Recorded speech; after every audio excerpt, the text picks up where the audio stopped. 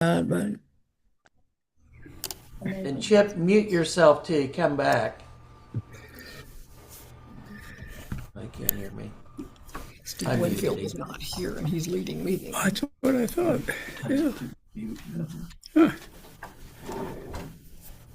Hey, Chip. Chip. Chip can't hear because he's got his earbuds out. He's muted. Yeah, I muted him. Yeah.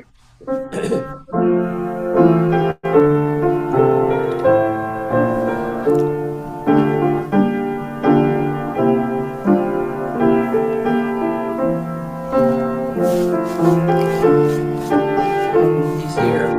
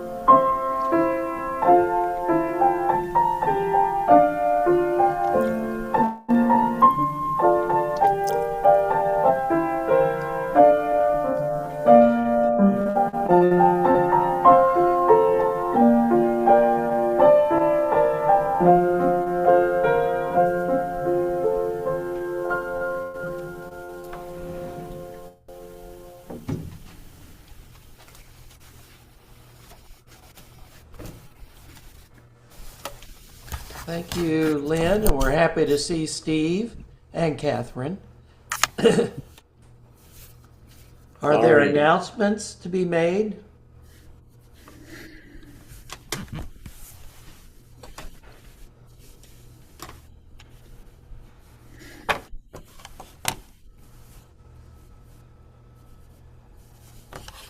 Brent, if it's not too much trouble, could you include the question for the day in the link you send each Sunday?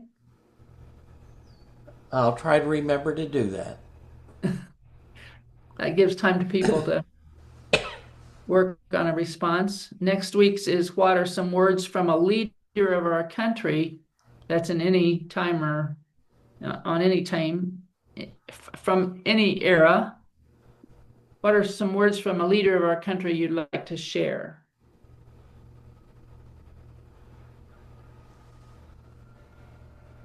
Thank you.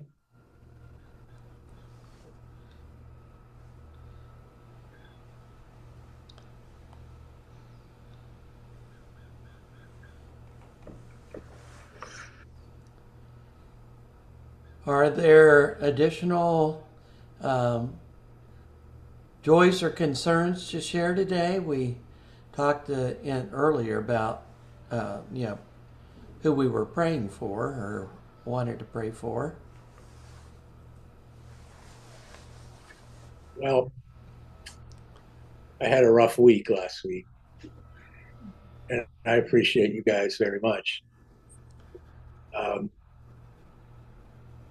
I was coming out of my bladder cancer checkup, thinking I'm really at the end of this thing. And in the checkup, I get the call telling me that I have melanoma. Uh, and the way they did it was so disruptive for me is that I got the call from the scheduler, not from my doctor. So a day later, I finally got to hear it, but that day was very, very tough for me.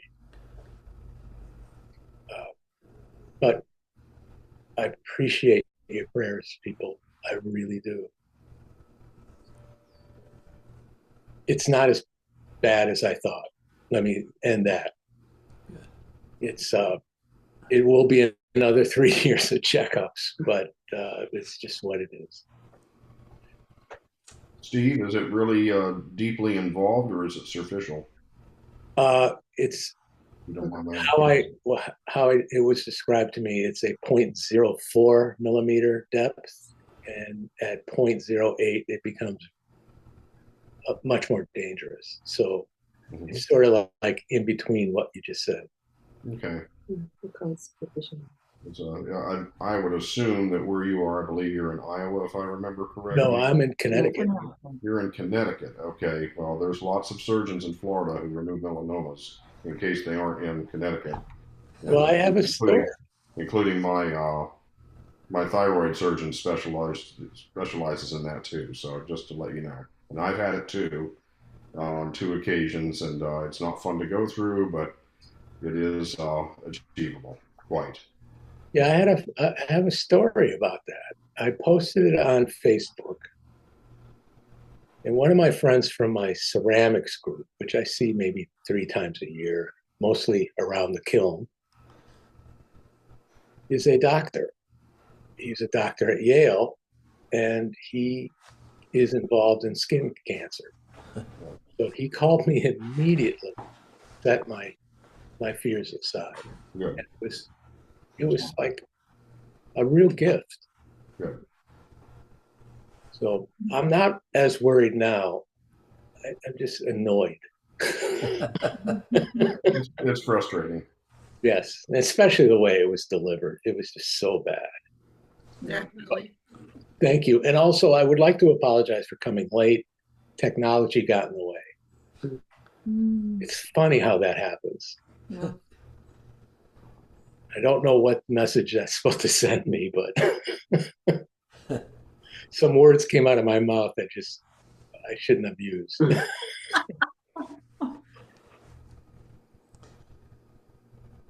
Well, enjoys. I did get to spend a week with Donna, which was fun. And we have found a place for her brother who has dementia back here. He can come in and be in this about a block away from our house here once they get moved. The facilities here also include an assisted living section, and they will take him on a 3-month trial to see if he fits in, and they'll have good care, and so it's one less thing to worry about. So joyful about that things are coming together. His name's Ron, and he has a twin brother, Rod, who also has dementia. And he and his wife just moved to Virginia to be near their children who live in Virginia. And Ron was happy to hear that Ohio is closer to his brother than where he is in California. So.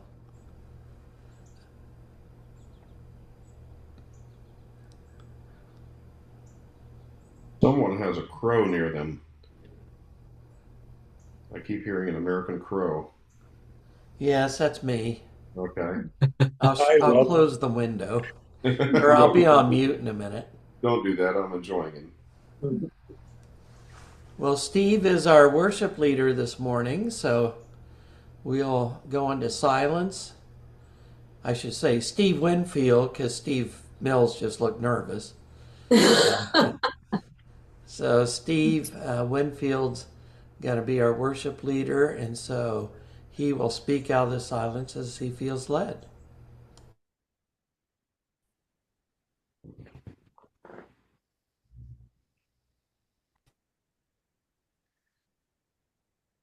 Uh, Forgive me, I'll be looking off to the side because I have another screen. So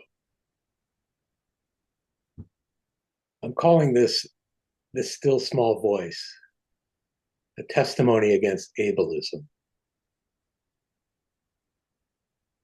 Today, I want to speak to you about not as an expert or a theologian, but as a witness. This message is rooted not in theory, but in lived experience. It is a testimony about ableism, not just as a concept, but as a reality. Ableism is an unspoken message about something about you is wrong. That disability means inadequacy. It is a lie whispered by culture, internalized over time, until it becomes shame, until it becomes silence. I carry that. I live with it. And today I speak from it, not to issue a warning, but to tell my truth for myself. I'd like to begin with the story of Elijah on the mountain. God says, "Go out and stand on the mountain before me." A mighty wind tears through the rocks, but God is not in the wind. An earthquake follows, but God is not in the quake. Then fire, but God is not in the fire. And after the fire, a still small voice. Elijah covers his face and listens. And in that quiet, God asks him, "What are you doing here, Elijah?" Not a rebuke, not a command, but a spiritual invitation. What are you doing here? That question has become a kind of compass in my life. Why am I here? What is this moment showing me? What am I being asked to notice? That same invitation echoes in the story of the feeding of the 5,000. Jesus turns to Philip and asks, "Where shall we buy bread for these people to eat?" Philip responds practically, "It would cost too much. It can't be done." But Andrew, gentle, observant Andrew, steps forward and says, "Here's a boy with 5 small barley loaves and 2 fish. It's hardly anything. It can be even laughable. But Jesus hears it, and Jesus uses it." Andrew noticed the boy. He didn't dismiss the small offering. He didn't know what would happen, but he trusted enough to speak. He brought forward a small thing, the overlooked thing. This, to me, is where the Spirit speaks. Andrew's act reveals 3 quiet forms of courage. 1, the courage to speak even in uncertainty. 2, the courage to trust what seems too small to matter. And 3, the courage to see what others overlook. As a friend, as a Quaker, I am called to listen for that small voice. In silence, in others, and sometimes in myself. But I'll be honest, I often hear it more clearly in others than in me. Still, when I do hear it, I feel compelled to respond, "I hear you." That to me is the essence of being a witness. This pattern of quiet noticing continues in Mark 5. Jesus is on his way to heal a young woman. Jesus is on his way to heal a young woman when a woman bleeding for 12 years reaches out to touch his cloak. She is unclean. She is invisible. She is not supposed to be there. But she reaches. And Jesus stops. Who touched me? The disciples are baffled. Everyone's pressing in, but Jesus knows he feels the smallest act of faith. And then in the house of the dying girl, Jesus takes her hand and says, little girl, I say to you, get up. And she does. These two stories of women, unseen, uninvited, restored by the living presence of God. So please don't tell me women are not central to the scripture. These are stories of God showing up for those who would be pushed aside. In Luke 8, Jesus meets a man tormented by demons, naked, wild, living among the tombs, beyond help, beyond naming. What is your name? Jesus asks. The man replies, Legion, for he is inhabited by many. Jesus heals him, restores him, gives him back his name, his peace, his place. And how do the people respond? They beg Jesus to leave. Because when the invisible are finally seen, when the excluded are brought in, some people get scared. As a Quaker, we are taught to listen, to wait for the sacred stillness for the inward light. We call it waiting worship, and it's not passive. It is profound discipline. In that waiting, we listen for the still small voice. For God's voice, for the voice of God that often speaks through the overlooked, the quiet, the marginalized. We believe that voice can guide us, transform us, and make our lives more just and more true. But that voice is hard to hear in a world that only honors loudness, certainty, and strength. Now I want to share something more personal. I live with a degree of ADHD. My mind is rarely still, and it is exhausting. This brings great empathy, sensitivity, and creativity, but it's often misunderstood as weakness, as fragility. And that misunderstanding has placed deep shame. In addition, I am on the autistic spectrum. When shame or sensory overload takes over, I shut down, I withdraw, I appear broken. But here's the truth. I am not broken down. I am often broken open. There is a difference. I wish more people could see that. I wish they could understand what it means to be opened by pain, not shattered, but expanded. To feel, excuse me.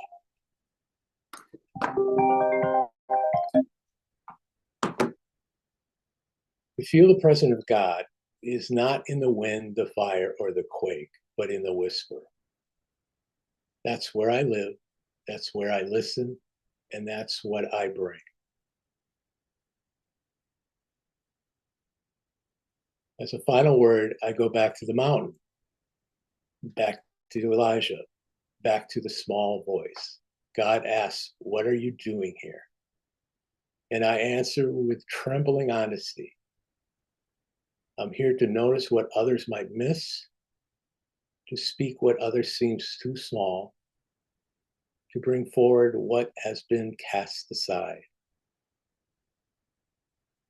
I'm here to say, I hear you. And I hear God. In the margins, in the silence, in the voices others try not to hear. May we all listen deeper. May we all witness wider. And may we never again mistake quietness for the absence of God. Amen.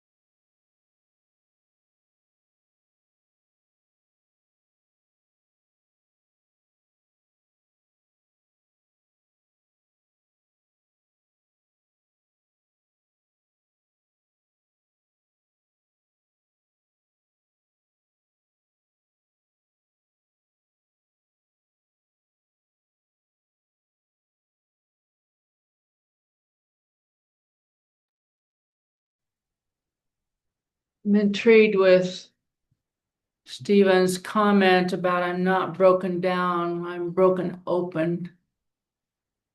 Broken down feels defeated. Broken open feels receptive to change, vulnerable, still seeking. I really like that. Thank you, Stephen.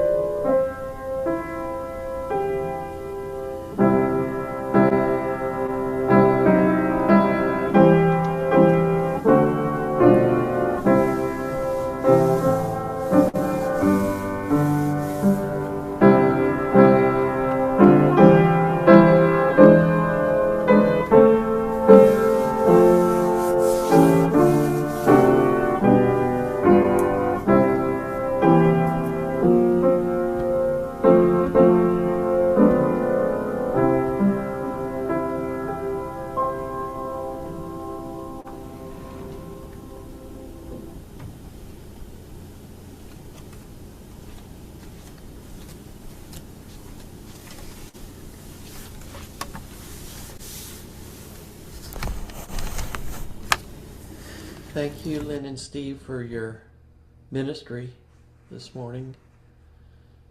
We'll continue with program worship. For those who can stay, we know some need to depart. So blessings on those who need to leave, and let's continue to center and listen. Thank you, Thank Lynn you, and Steve. Steve. Thank you, Steve and Lynn.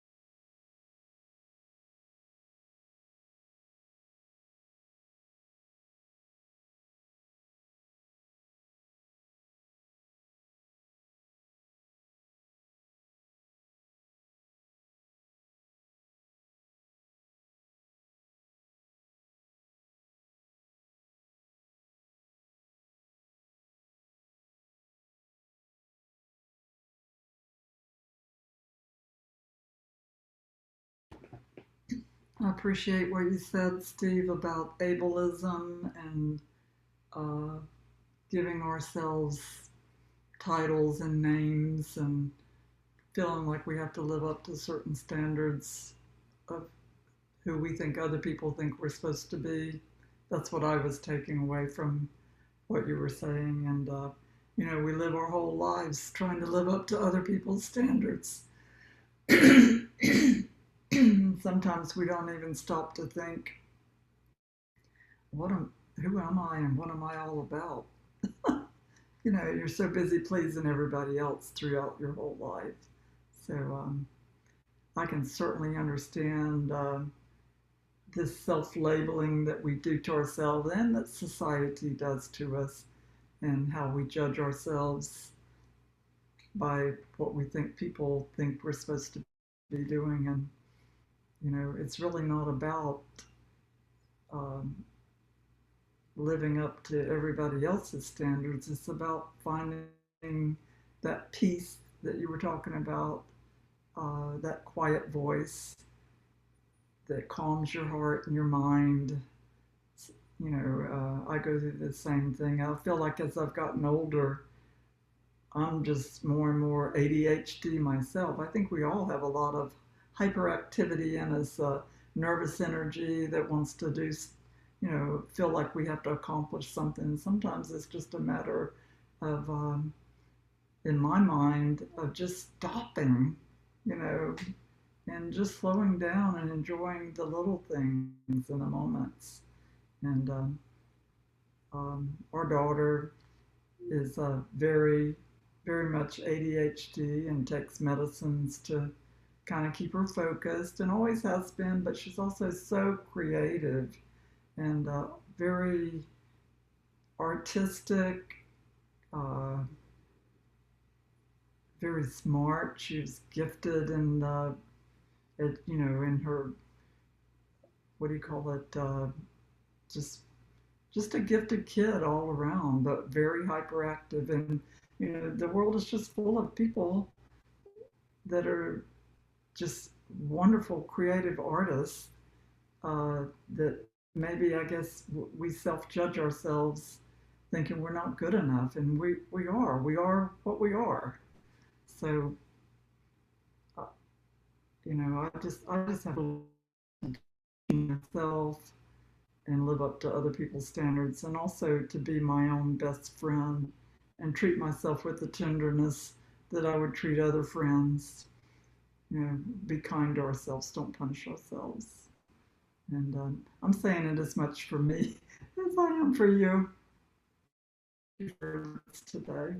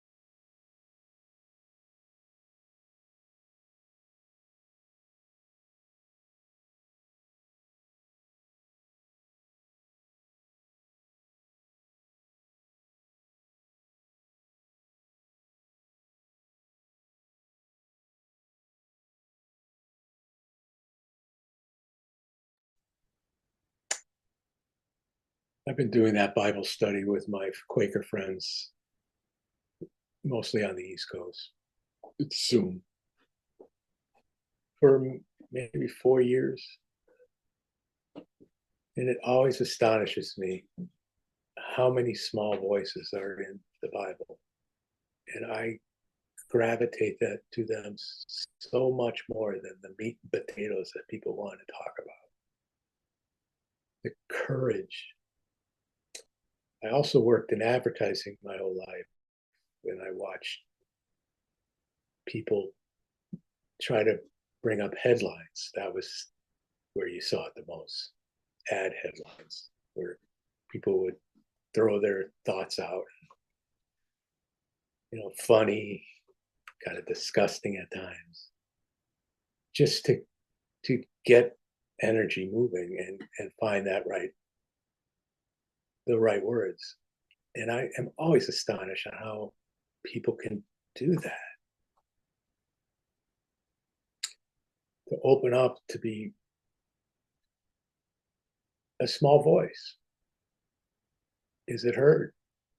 Most of the times it's not. But it's just an amazing thing to watch. So the small voice is very important. It's in me. I just wish I could bring it out a lot more.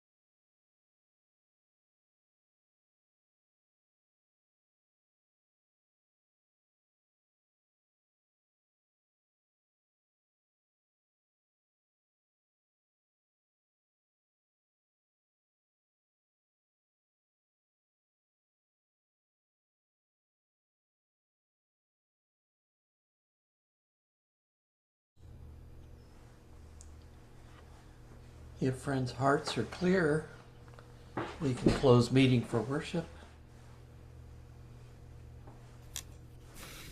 Thanks, Steve. Very thought-provoking. I'm looking forward to listening to it again online.